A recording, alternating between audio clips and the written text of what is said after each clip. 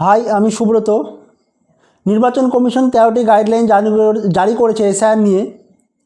ফর্মে কি ছবি দিতে হবে, ফর্মে কাকে সই করতে হবে, ফর্মে যদি আপনি কোনো অসৎ পথ অবলম্বন করেন তাহলে কি হবে, তো এই ভিডিওর মাধ্যমে আমি জানাবো। তো welcome my YouTube channel government update. প্রতিনিয়ত গভর্নমেন্ট আপডেট পেতে এবং সরকারি প্রকল্পগুলি আপডেট পেতে আমাদের চ্যানেলটিকে অবশ্যই সাবস্ক্রাইব করুন এবং পাশে থাকা বেল নোটিফিকেশনটি অন করে রাখুন। তাহলে আমাদের ভিডিওগুলো সর্বপ্রথম এবং দ্রুত আপনার কাছে পৌঁছাবে। এবং যারা ফেসবুক পেজ থেকে দেখছেন, আমার পেজটিকে অবশ্যই ফলো করুন। তা এসআইআর প্রক্রিয়া যে আমাদের পশ্চিমবঙ্গ সহ মোট 12টি রাজ্যে চলছে, এসআইআর নিয়ে মানুষ আতঙ্কিত, বিভ্রান্ত, হতাশাজনক, চিন্তিত। তো এসআইআর যে 13টি গাইডলাইন জারি করছে, সেই 13টি গাইডলাইন আমি যদি আপনাদেরকে পড়ে পড়ে বোঝাই, তো যারা যোগ্য ব্যক্তি, যারা যোগ্য ভোটার, তারা একদম নিশ্চিন্ত হবে। আর যারা অযোগ্য ব্যক্তি, যারা অসৎ পথ অবলম্বন করবে বা ইনফরমেশন ফর্মে কোনো অসৎ উপায় করবে, তারা কিন্তু ভয় পাবে অবশ্যই। কেননা যোগ্য নাগরিকদের নাম কিন্তু ভোটার তালিকা থেকে বাদ যাবে না, কেবলমাত্র অযোগ্য নাগরিক, মৃত এবং ভুয়া ভোটারদের কিন্তু নাম বাদ যাবে। তো ইলেকশন কমিশন বা নির্বাচন কমিশন 13টা যে গাইডলাইন জারি করেছে, সেই 13টা গাইডলাইন এখন আপনাদেরকে আমি পড়ে পড়ে বোঝাবো। তো চলুন আমরা স্ক্রিনে যাই এবং যে বিজ্ঞপ্তিটা জারি করেছে সেই বিজ্ঞপ্তিটাই কিন্তু আপনাদেরকে এখন আমি দেখাবো এবং পড়ে পড়ে কিন্তু বোঝাবো। তাহলে কিন্তু আপনাদের মনে কোনো আর সংশয় থাকবে না, একদম ক্লিয়ার হয়ে যাবে। তো দর্শক বন্ধু, দেখতে পাচ্ছেন যে নির্বাচন কমিশন 13টি গাইডলাইন দিয়েছে। সেই 13টি গাইডলাইন এখন আপনাদের সামনে স্ক্রিনও দেখতে পাচ্ছেন এবং এইটা আমি পড়ে আপনাদের কিন্তু বোঝানোর চেষ্টা করব। তা প্রথমে দেখতে পাচ্ছেন SIR in West Bengal. SIR form নিয়ে গুরুত্বপূর্ণ 13 দফা গাইডলাইন জারি কমিশনের। এরপরে কি বলছে, ছবি লাগাবে কিনা, সই করতে হবে কিনা জানুন 13টি গুরুত্বপূর্ণ নির্দেশিকা। তো এই 13টি যে গুরুত্বপূর্ণ নির্দেশিকা দিয়েছে, সেই নির্দেশিকাই কিন্তু আপনাদের সামনে এখন আমি তুলে ধরবো এবং পড়ে পড়ে এক এক করে কিন্তু বোঝাবো। এরপরে দেখতে পাচ্ছেন রাজ্যের ভোটারদের উদ্দেশ্যে এসআইআর ফর্ম জমা নেওয়ার সময় 13 দফা গাইডলাইন জারি করল রাজ্যের মুখ্য নির্বাচন আধিকারিক দপ্তর। এসআইআর ফর্মে ছবি লাগানো ঐচ্ছিক, এমনই জানালেন কমিশন। তো দেখতে পাচ্ছেন যে রাজ্যের ভোটারদের উদ্দেশ্যে এসআইআর ফর্ম জমার সময় যে 13 দফা গাইডলাইন জারি কিন্তু করেছে মুখ্য নির্বাচন কমিশন। তার মধ্যে কিন্তু দেখতে পাচ্ছেন এসআইআর ফর্মে ছবি লাগানো কিন্তু কি বলছে, ঐচ্ছিক। ইচ্ছা হলেও কিন্তু আপনি ছবি লাগাতে পারেন, না হলেও লাগাতে কোনো অসুবিধা নেই, লাগালো হবে না লাগালেও কিন্তু হবে, এমনটাই কিন্তু বলছে। এরপর বলছে ফর্ম জমা নেওয়ার সময় বুথ লেভেল অফিসারদের বাড়িতে গিয়ে ছবি তুলতে হবে, সেই নির্দেশিকাও জারি করেছে কমিশন। তো কী বলছে, যে ফর্ম যখন জমা নেবে বুথ লেভেল অফিসাররা, বাড়িতে গিয়ে কিন্তু তাদেরকে কিন্তু ছবি তুলতে হতে পারে এমন কিন্তু জানিয়েছে। সেটা কিন্তু বুথ লেভেল অফিসার বিবেক বিবেচনা করে কিন্তু দেখবে।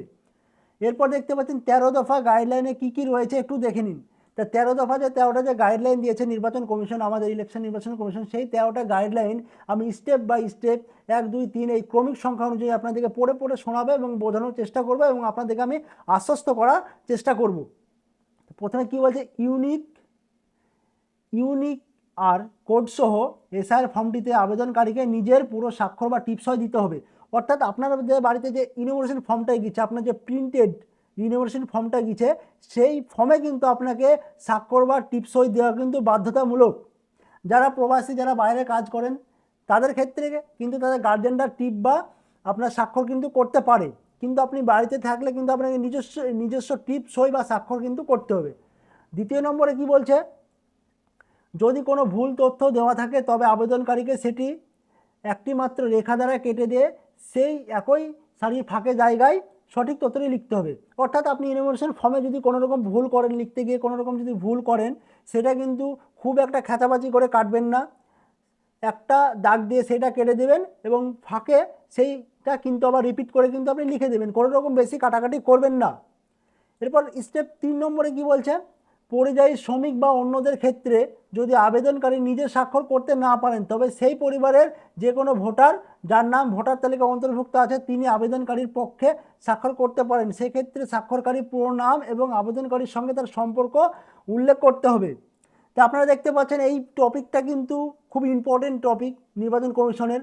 কেননা আমাদের পশ্চিমবঙ্গের অনেক মানুষ বা গ্রামের মানুষ পরিযায়ী শ্রমিক যারা বাইরে কাজ করেন, দীর্ঘদিন ধরে বাইরে কাজ করেন, কোনো না কোনো আসতে পারছেন না, বা যারা চাকরি সূত্রে বা কর্মসূত্রে বাইরে আছেন, যারা অনলাইনে ফর্মটি ফিল আপ করছেন, অফলাইনে জমা দিচ্ছেন, যারা পড়াশোনার ক্ষেত্রে বাইরে থাকেন, তারা বাইরে আছেন, অফলাইনে ফর্মটা আপনি ফিল আপ করছেন, তাদের ক্ষেত্রে কিন্তু এটা খুব ইম্পর্টেন্ট।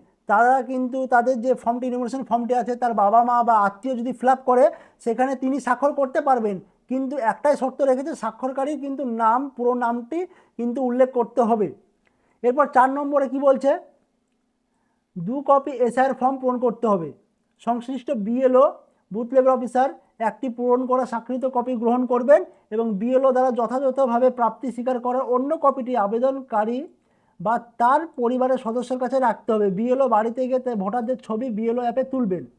তো এখানে 4 নম্বর কপিটি বুঝতে পারছেন, আপনাদের কিন্তু বিএলওরা যে ইনফরমেশন ফর্ম দিয়েছে, সেখানে কিন্তু 2 কপি করে প্রিন্টেড ফর্ম কিন্তু আপনাদেরকে দিয়েছে। তার মধ্যে আপনারা 2 কপি কিন্তু ফিল আপ করবেন। ফিল আপ করার পরে 1 কপি কিন্তু বিএলও সিগনেচার করে সঙ্গে নিয়ে নেবে এবং আর 1 কপি সিগনেচার করে কিন্তু আপনাকে দিয়ে দিবে এবং তাদের ট্যাবে কিন্তু যে আপনি ফর্মটা দিবেন, সেই ফর্মটা কিন্তু আপলোড করবে বা স্ক্যান করবে। এরপরে 5 নম্বর যে নির্দেশিকা দিয়েছে, সেই নির্দেশিকাটা আপনাদেরকে পড়ে শোনাচ্ছি। এসআইআর ফর্মে ছবি লাগানো ঐচ্ছিক, যে কোনো আকারে বর্তমান ছবি যাই উদ্দেশ্য নির্দিষ্ট ফাঁকা জায়গায় ঠিক মতো আটে তা লাগানো যেতে পারে। অর্থাৎ আপনাকে পাসপোর্ট মাপের একটি ছবি তুলতে হবে। অনেকজন কিন্তু অনেক রকম বলছিল, অনেক কিন্তু মানুষজনে বলতে চাইছিল যে আমার ছবিটা কি সাদা কালো লাগাতে হবে, ব্যাকগ্রাউন্ডের কালারটা কি সাদা দিতে হবে। তো এখানে কিন্তু ইলেকশন কমিশনের কিন্তু স্পষ্ট ভাষায় বিজ্ঞপ্তিতে কিন্তু জানিয়ে দিয়েছে যে ছবিতে কোনো ব্যাপার নেই, আপনি যে কোনো ছবি, কালার হোক বা সাদা হোক, যে কোনো ছবি কিন্তু আপনি ফর্মে লাগাতে পারেন। সেটাও কিন্তু ঐচ্ছিক, ইচ্ছা হলে লাগাবেন, না হলে লাগাবেন, কোনো বাধ্যবাধকতা নেই। খুব ইম্পর্টেন্ট পয়েন্ট এটা, কিন্তু মানুষ যথাযথভাবে একটা কিন্তু হয়রানির শিকার হচ্ছিল যে ফর্মে কি আমি কি রঙিন ছবি লাগাতে পারবো না আমাকে সাদা সাদা কালো ছবি লাগাতে হবে, এটা নিয়ে কিন্তু যথাযথ মানুষের মধ্যে একটা কিন্তু সন্দেহ ছিল। সেই সন্দেহটা কিন্তু অবসান কাটলো এই 5 নম্বর অপশানের মাধ্যমে বা 5 নম্বর পয়েন্টের মাধ্যমে। এরপর দেখতে পাচ্ছেন 6 নম্বর পয়েন্টে কি বলছে, আবেদনকারী অথবা আবেদনকারীর পক্ষে স্বাক্ষরকারী ব্যক্তিদের এসআইআর ফর্মে সঠিক তথ্য দিতে হবে। অর্থাৎ যে আবেদনকারী বা আবেদনকারীর পক্ষে যে স্বাক্ষর করছে, যারা বাইরে থাকে, তাদের স্বাক্ষরকারী বলছে যে আবেদন আপনাকে কিন্তু ফর্মটাই কিন্তু সঠিক তথ্যই কিন্তু আপনার ফর্মে বসাতে হবে। এরপরে কি বলছে 7 নম্বরে, মৃত ভোটার, স্থায়ীভাবে স্থগিত ভোটার অথবা ভোটারের নাম বর্তমানে অংশ ছাড়া অন্য কোনো অন্তর্ভুক্ত আছে, অর্থাৎ ডুপ্লিকেট ভোটার, তাদের সম্পর্কিত সঠিক তথ্য আবেদনকারী বা আবেদনকারীর পক্ষে স্বাক্ষরকারী ব্যক্তিদের বিএলওদের কাছে দিতে হবে। অর্থাৎ দেখা গেল আপনার যারা মৃত ভোটার আছে আপনার ফ্যামিলিতে, তাদের কিন্তু যে মৃত ভোটার, তাদের যে ইনফরমেশন আপনার যে বিএলও আছে তাকে বলতে হবে।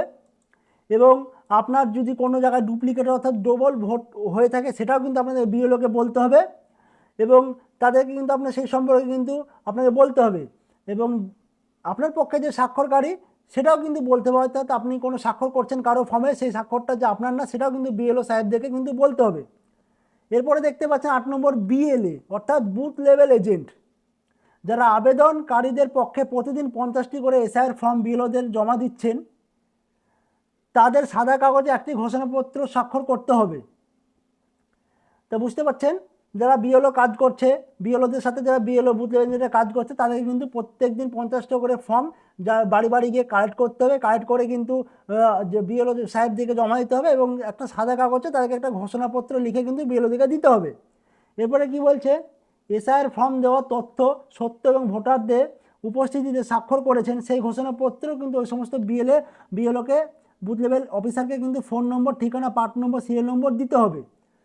অর্থাৎ আপনি যেসব ফর্মগুলো কিন্তু কালেক্ট করছেন বিএলও থেকে এবং গ্রাম থেকে, বা আপনি বাড়ি বাড়ি গিয়ে যে বিএলও বা বুথ লেভেলে যেটা কালেক্ট করছেন, সেখানে সব ঠিকঠাক পার্ট নম্বর, অংশ নম্বর এবং সিরিয়াল নম্বরগুলো কিন্তু চেক করবেন। চেক করে কিন্তু বিএলওকে জমা দিতে হবে। এটাও কিন্তু নির্দেশিকায় জানিয়ে দিয়েছে ইলেকশন কমিশন।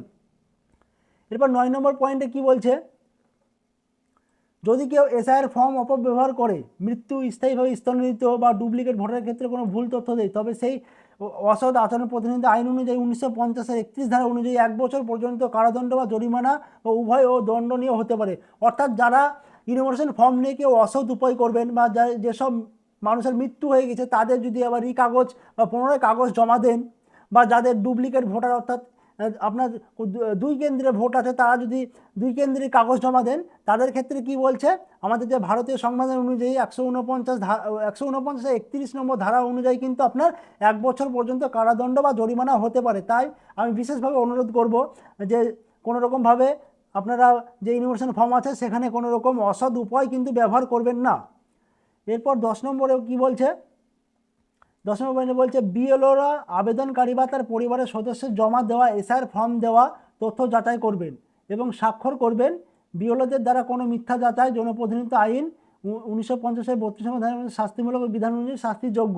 তো এখানে কি বলেছে, বিএলওরা আবেদনকারী বা তার পরিবারের সদস্যদের জমা দেওয়া এসআইআর ফর্ম তথ্য যাচাই করবেন, অর্থাৎ আপনি যে ফর্মটা দিচ্ছেন সেই ফর্মটা কিন্তু যাচাই করবেন এবং যাচাই করার পরেই কিন্তু তিনি স্বাক্ষর করবেন। কোনো বিএলও যদি ভুল মানে মিথ্যা যাচাই বা অন্য কোনো অসৎ অবলম্বন করে, তা কিন্তু বিএলওদেরও কিন্তু শাস্তি এখানে হতে পারে। তার জন্য 1950-এর 32 নম্বর ধারায় বর্ণিত শাস্তিমূলক বিধান অনুযায়ী শাস্তিযোগ্য হতে পারে। অর্থাৎ বিএলওরা যদি কোনো অসৎ উপায় করে তাদের জন্য কিন্তু শাস্তি হতে পারে, সেটাও কিন্তু জানিয়ে দিয়েছে 10 নম্বর পয়েন্টে। এরপর 11 নম্বর পয়েন্টটা পড়ে শোনাচ্ছি আপনাদেরকে। জানানো যাচ্ছে যে যেহেতু এসআইআর ফর্মগুলি ডিজিটাইজেড করা হচ্ছে, তাই সমস্ত তথ্য, নথি, স্বাক্ষর, নাম, অন্যান্য বিবরণ ডিজিটাল। অর্থাৎ আপনি যে ফর্মটা দিচ্ছেন সেগুলো কিন্তু সবই ডিজিটাল হচ্ছে এবং তাদের যে বিএলও অ্যাপ আছে সেই বিএলও অ্যাপে কিন্তু আপনার নথি, স্বাক্ষর, নাম সবই কিন্তু ওখানে স্ক্যান করছে এবং ডিজিটাল করা হচ্ছে। এরপরে নিচে কি বলছে, আকারে রেকর্ডের জন্য সংরক্ষিত থাকবে এবং যে কোনো মিথ্যা তথ্য, ঘোষণা বা যাচাইকারী ব্যক্তিকে খুঁজে বার করার জন্য যথেষ্ট হবে। অর্থাৎ আপনি যদি কোনো রকম অসৎ উপায় করেন বা কোনো মিথ্যা কোনো রেকর্ড যদি দেন, কিন্তু আপনাকে অবশ্যই খুঁজে বার করা হবে। তাই রিকোয়েস্ট করবো কোনো রকম মিথ্যা তথ্য ঘোষণা কিন্তু করবেন না বা দিবেন না। 12 নম্বর যে পয়েন্টটি বলছে, এই পয়েন্টটি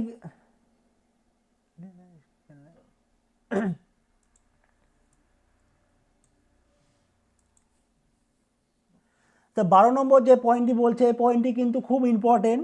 কেন ইম্পর্টেন্ট আমি আগে পড়ার পরে বলছি।